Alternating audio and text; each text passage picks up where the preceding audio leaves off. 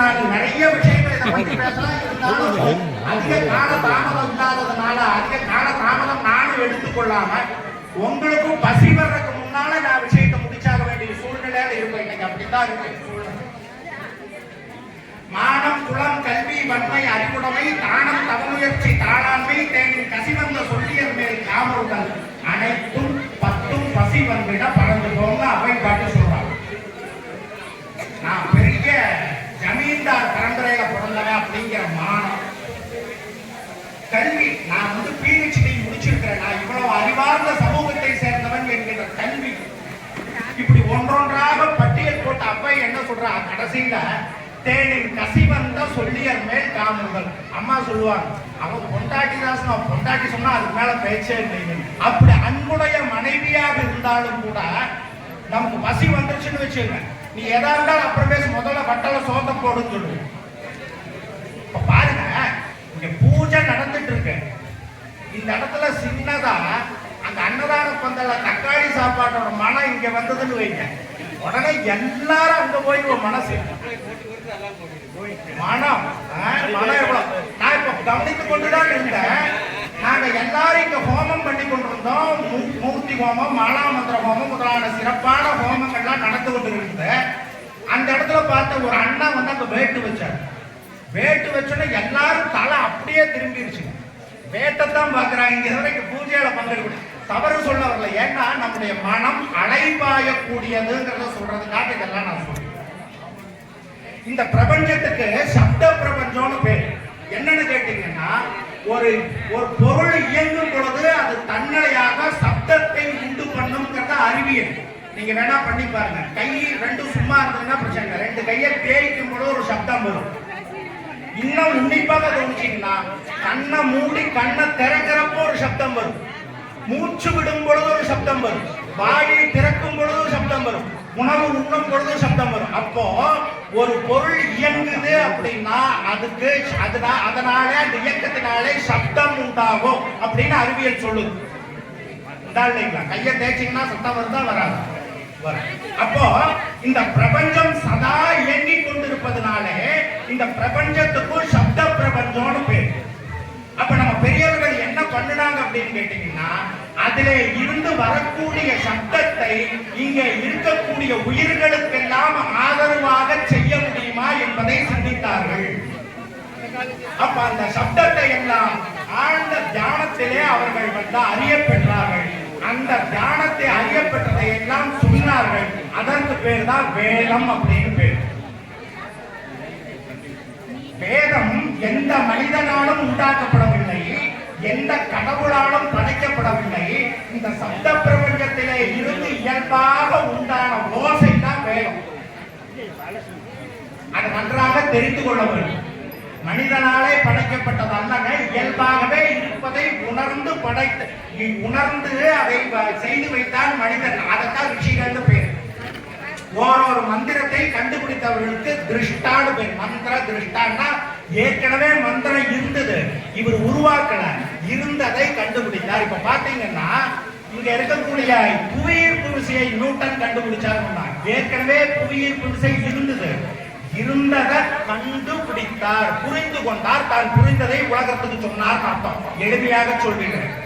அப்போ இந்த ரிஷியாகப்பட்டவர் இந்த சப்த பிரபஞ்சத்திலே இருக்கக்கூடிய சூட்சுமமான சப்தங்களை உணர்ந்து அதை மந்திரமாக மாற்றி வைத்தார். மந்திரம் என்பதற்கு மனனம் திராணம் என்று இருவகை சொற்களுடைய புணர்ச்சி தான் மந்திரம் என்கின்ற ஒரு சொல். மனதிலே நினைப்பவனை காப்பாற்றுவதற்கு மந்திரம் என்று பொருள். நன்றாக புரிந்து கொள்ள வேண்டும். அப்போ சீக்கிரமாக முடிச்சுடுறேன். முதல்ல இந்த நிகழ்ச்சியோட துவக்கம் பார்த்தீங்கன்னா மங்கள இசைன்னு பேர். நான் ஏற்கனவே சொன்னேன், இந்த பிரபஞ்சம் சப்த பிரபஞ்சம். இந்த ஒரு பொருள் இயங்குவதனாலே அதனாலே சப்தம் ஏற்படும், ஓசை ஏற்படும்.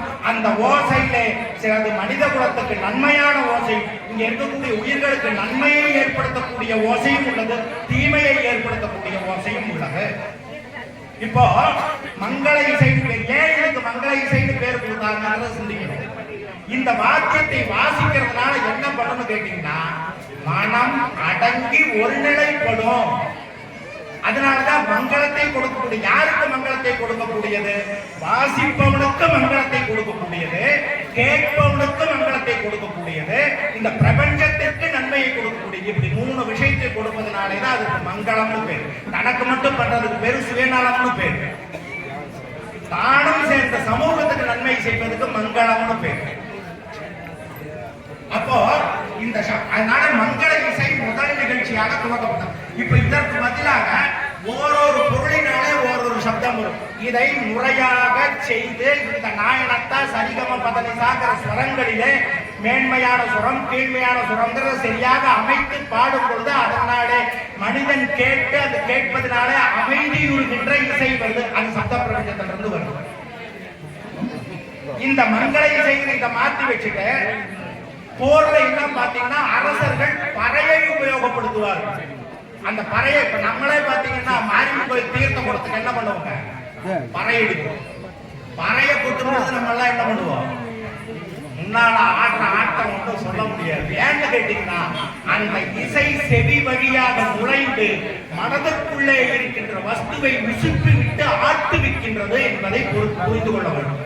அப்போ சப்தத்திற்கு நம்முடைய மனதை ஆழமே செய்கின்ற சக்தி உள்ளது என்பதை நன்றாக தெரிந்து கொள்ள வேண்டும் பெரியவர்களே.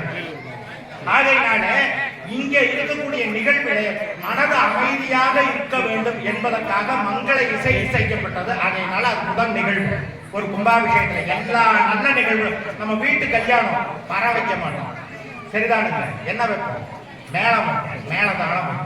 ஏன் வரக்கூடிய அங்கே இருக்கக்கூடிய ஆணுக்கும் பெண்ணுக்கும் வரக்கூடிய அன்பர்களுக்கும் பந்துக்களும் எல்லாமும் மனித அமைதியாக சமநிலையிலே இருக்க வேண்டும் என்பதற்காக தான் இந்த மக்களை.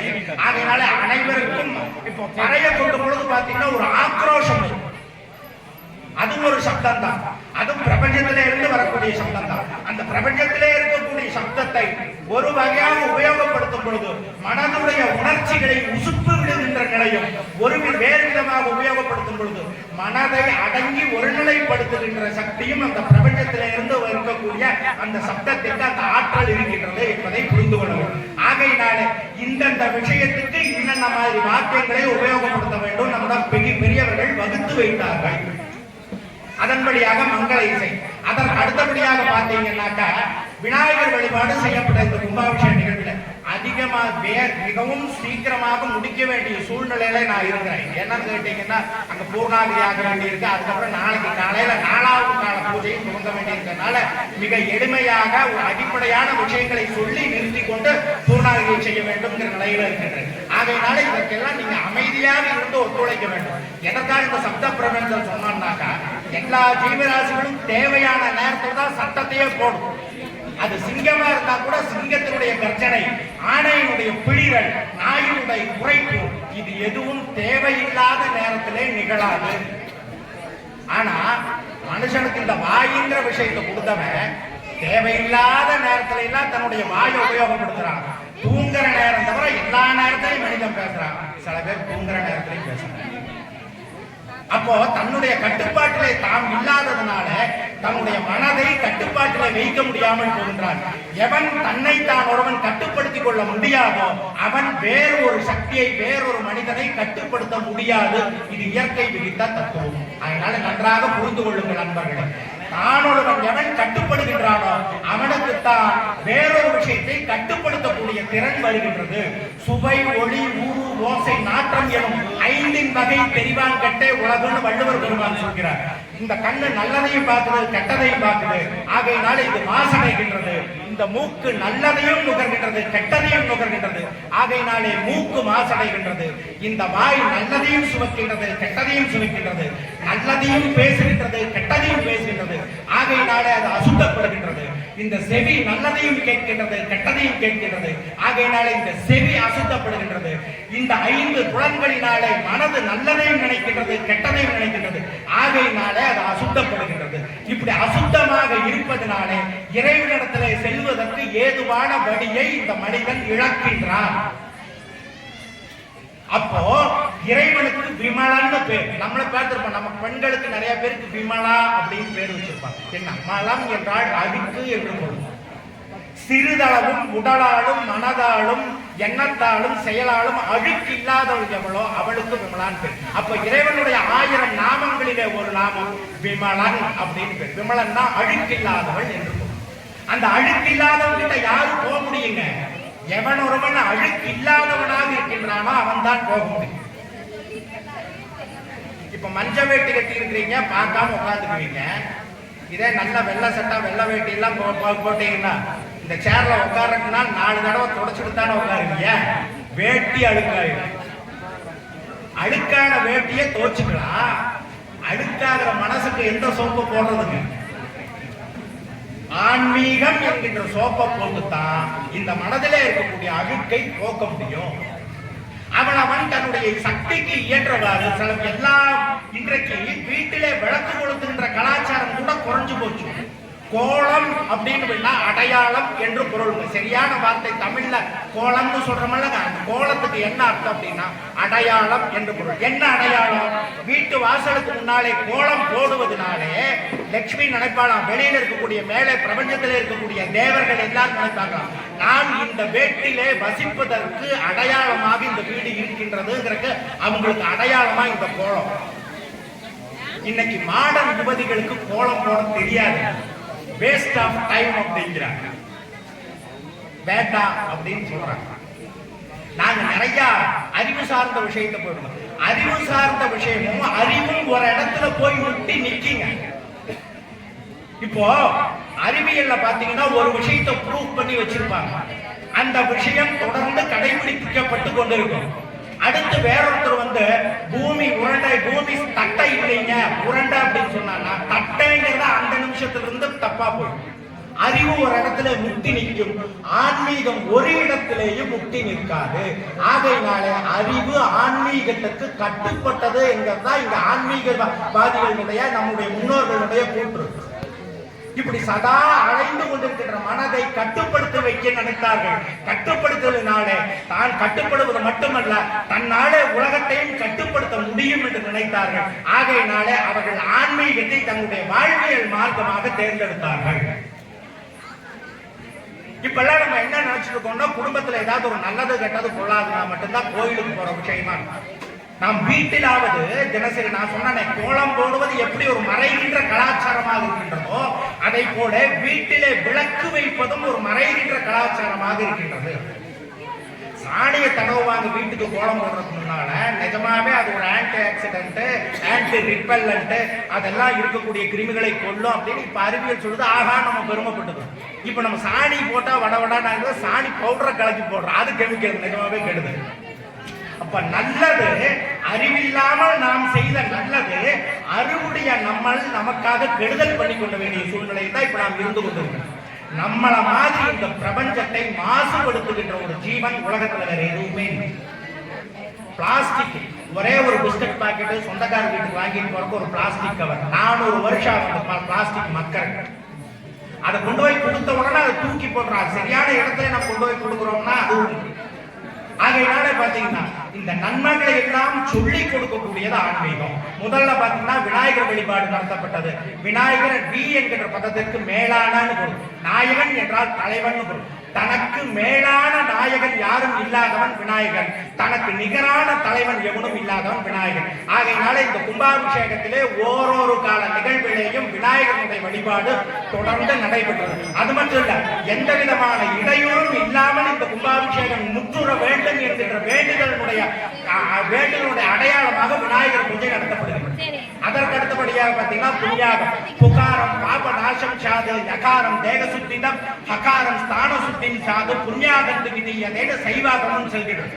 பூ என்கின்ற மந்திரம் என்ன சொல்ற? அந்த மந்திரத்திலே புகாரம் பாபநாசம் சாது, இதை எவன் கேட்கின்றானோ, எவன் அந்த புண்ணியார்ச்சனையை தெளித்துக் கொள்கின்றானோ அவனுக்கு பாவம் விடுபடுகின்றது. புகாரம் பாபநாசம் சாது, யகாரம் தேக சுத்தினம், அவனுடைய சரீரத்தை சுத்தி செய்கின்றது. இந்த நீர் அவனுடைய சரீரத்தை சுத்தி செய்கின்றது. ஹகாரம் ஸ்தான சுத்தின் சாது, அவனை சுத்தி செய்து அவனுடைய பாவத்தை போக்கி அவன் நிற்கின்ற இடத்தையும் சுத்தி செய்வது எதுவோ அதற்கு புண்ணியாகம் பேர். ஆகையினாலே புண்ணியாகம் இங்கே செய்யப்பட்டது.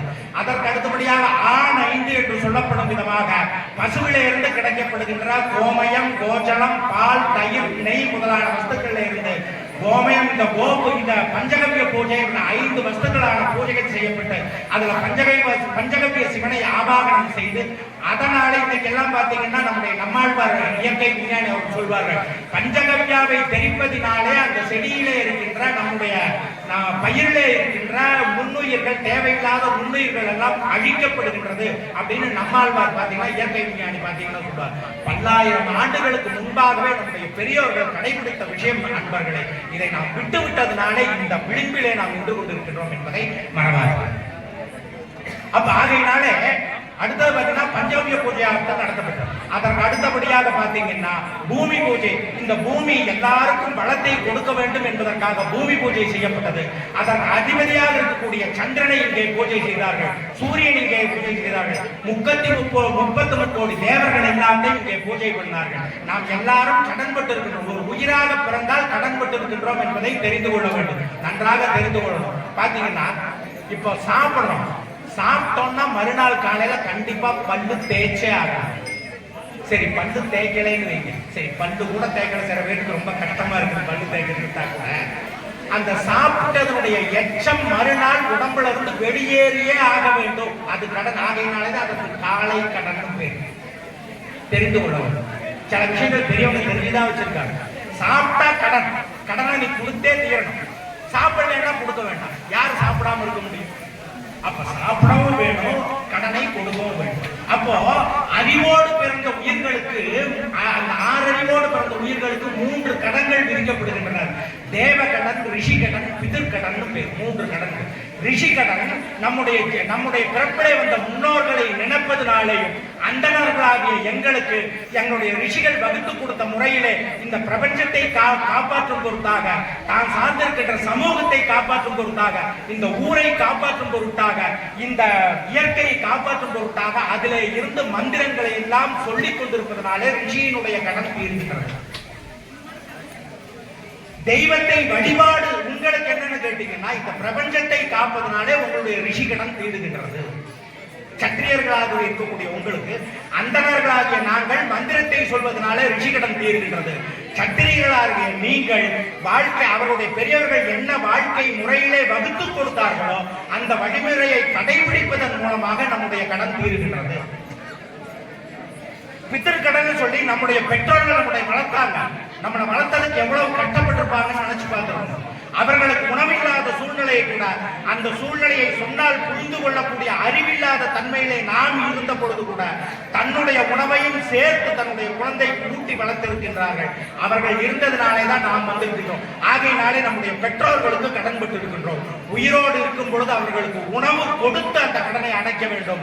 இறந்த பொழுது அவர்களுக்கு நம்முடைய பலியை செய்து, கடனை செய்து, தர்ப்பணத்தை செய்து அந்த கடனை அடைக்க வேண்டும். அது பெற்றோர்களுக்கு செய்யக்கூடிய கடன். அது பிதிர்கடன் பேர். தேவகடன் பேர். தேவகடன் பேர் நம்முடைய குலதெய்வம் எது, நம்முடைய ஊருடைய தெய்வம் எது, நம்முடைய இஷ்ட தெய்வம் எது, அந்த தேவதைகள் தான் நம்முடைய குலத்தை அபிவிருத்தி செய்து கொண்டு வருகின்றது. அந்த தெய்வங்களை வழிபாடு செய்வதன் மூலமாக இந்த தேவகடன் ஆகப்பட்டது தீர்கிறது.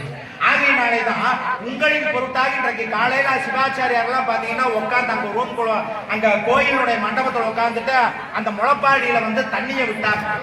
தர்ப்பணம்னு பேர். இது உங்களுடைய சமுதாயத்தில் இருக்கக்கூடிய ரிஷிகள், இங்க சிவாச்சாரியார் சமுதாயத்தில் இருக்கக்கூடிய ரிஷிகள் இந்த ஊருக்கு நல்லது நடக்க வேண்டும் என்பதற்காக ரிஷிகளுக்கு தர்ப்பணம் செய்யப்பட்டது, தேவர்களுக்கு தர்ப்பணம் செய்யப்பட்டது, தேவதைகளுக்கு தர்ப்பணம் செய்யப்பட்டது, இறைவனுக்கு தர்ப்பணம் செய்யப்பட்டது. இப்படிப்பட்டதான பூஜை எல்லாம் ஆச்சாரிய விசேஷ சந்தி என்கின்ற பூஜையாக அங்கே நடைபெற்றது. அதற்கு அடுத்தபடியாக பாத்தீங்கன்னா அது முடிஞ்சோன்னு வந்தாலும் இங்க ஆவாகனம் பண்ணாங்க. ஆவாகனம் பண்ணி ஹோமத்தில் ஆகுதுன்னா அக்னிக்கு போஸ்ட்மேன் மாதிரி அந்த அக்னி 2 நிமிஷத்துல முடிச்சிடறேன். அதிக காலதாமதம் எடுத்துக்கொள்ளல, 2 நிமிடம் என்ன சொல்லி முடிச்சுட்டாரு அவங்க பூர்ணத்துவம் ஆயிரும். அதனால அப்போ அக்னி போஸ்ட்மேன் மாதிரி அந்த அக்னி என்ன பண்ணுவாருன்னு கேட்டீங்கன்னா, நம்ம கொடுக்கக்கூடிய ஒரு பொருளை நேராக தேவர்களுக்கு அவங்க இருக்கக்கூடிய அட்ரஸ்ல கொண்டு போய் கொடுத்துருவாரு. அப்ப அது மாதிரி என்ன பண்றோம்னா நம்முடைய மந்திரங்களை எல்லாம் இந்த அக்னிகளை நேரடியாக இறைவனோடு தொடர்பு கொள்ளுவதற்கு தகுதி இல்லாதவர்களாக இந்த ஆத்மா இருக்கின்றது. இறைவனோட நேரடியாக தொடர்பு கொள்ள முடியாதா? கண்டிப்பாக கொள்ளலாம். யாருக்கு கொள்ள முடியும்னா அந்த தகுதி உடையவன் யாரோ அவனுக்கு முடியும். பிரதமர் இருக்காங்க, பிரதமரை யாரும் நேரடியா போய் பார்க்க முடியும்? பிரதமருடைய பிஏ போய் பார்க்கலாம், அந்த அமைச்சரவையில இருக்கக்கூடியவங்க போய் பார்க்கலாம். அதற்கு அடுத்து எம்பியா இருக்கிறவங்க கூட உடனடியா நேரடியாக போய் பார்க்க முடியாத பல தடைகள். அது மாதிரி நாம் இந்த பஞ்சபூதங்களுடைய சேர்க்கையினாலே நல்லதும் கெட்டதும் சேர்ந்து உள்ள நிலையினாலே இந்த சரீரமாகப்பட்டது, இந்த மனமாகப்பட்டது, இந்த ஆத்மாவாகப்பட்டது மாசு அடைந்திருப்பதனால அந்த மாசோடு இறைவனை அடைய முடியாத ஆகையினால ஏனென்றால் அவர் விமலன். அப்போ சாமி என்ன பண்ணிருக்காங்க, நாம் கொடுக்க வேண்டியதை சொல்ல வேண்டியதை சொல்லிடுறது. நாம கொண்டு போய் மினிஸ்டருடைய பிஏ கிட்ட கொண்டு போய், ஐயா இந்த மாதிரி காரியம் நடக்கணும், இந்த ஊர்ல இந்த சிக்கலா இருக்கு, பிஏ கிட்ட கொடுத்தோம்னா அந்த பிஏ என்ன பண்ணுவார், நேரடியாக மினிஸ்டர் கிட்ட கொண்டு போய் சேர்த்துவார். இது எப்படி சாத்தியமோ அதை போல அக்னியிலே எரிக்கின்ற அபிசாகப்பட்டது இறைவனுடைய இடத்திலே ஆகுதியாக இறைவனுடைய உணவாக போய் சேர்கிறது என்பதை சாஸ்திரம் சொல்கிறது. சுவாகா சுவாகா சுவாகான்னு சொல்லி அந்த மந்திரங்களை சொல்லி அதனுடைய ஹவிசை ஏற்கும் பொழுது, கொடுக்கும் பொழுது அது இறைவனுக்கு எப்படியாக எந்த கரன்சியாக மாறணுமோ. இப்ப இந்த கரன்சியை ஒரு வேர்ல்டு பேங்க்ல கொடுக்குறீங்கன்னு நீங்க எந்த நாட்டுக்கு போறீங்களோ அந்த நாட்டுடைய கரன்சியாக எப்படி அது மாற்றி கொடுக்கப்படுகிறதோ அதன்படி இப்படி மாற்றி கொடுக்கப்படும் சொல்லப்படும். அப்ப அதனால இந்த கும்பாபிஷேகத்தில் இப்படி ஹோமங்கள் செய்யப்படுகிறது. இதுல என்ன விசேஷம், எவ்வளவு பெரிய கோடீஸ்வரனாய்